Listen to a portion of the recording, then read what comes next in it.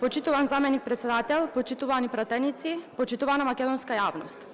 Предлог законот за изменување на Законот за постапување со бесправно изградени објекти е поднесен по скратена постапка, затоа што, ако сме реални и искрени, ова не е закон што отвара нов процес на легализација. Ова е закон кој веќе постои. Со важечкиот рок, илјадници граѓани ќе останеа во правен вакуум, не поради нивна вина, туку поради нерешени управни, судски и имотно-правни постапки.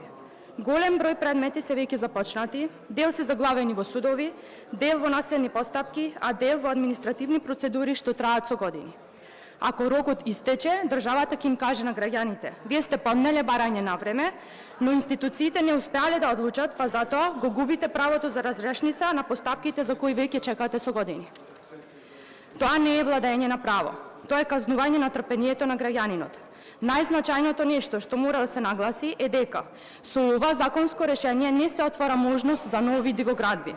Напротив, се дозволува само довршување на веќе започнати постапки без поднесување нови барања. Значи, не амнестираме бесправно градење, туку завршуваме административна постапка, која е веќе во процес и трае. Со измената се врши продолжување на рокот до март 2031 година наместо март 2026 година. Тоа значи правна сигурност за граѓаните и затварање на процес што трае повеќе од една деценија. Овој закон нема финансиски импликации врз буџетот, не создава нови обврски за институциите и не отвара нови предмети, туку ги затвара старите.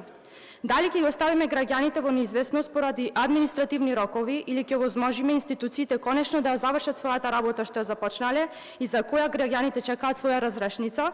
Почитувани колеги, овие измени се предлагаат со цел да се овозможи постапките кои се уште се водат пред општините како надлежни органи да се завршат со донесување на правосилни управни акти, со што рокот за примена на одредбите на законот се продолжува, повторувам, до март 2031 година.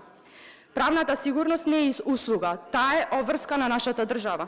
Поддршка на овој закон значи затварање на еден долг процес и враќање на довербата дека државата не ги казнува граѓаните кога институциите доцнат. Ве повикувам да го поддржиме овој предлог закон. Ви благодарам.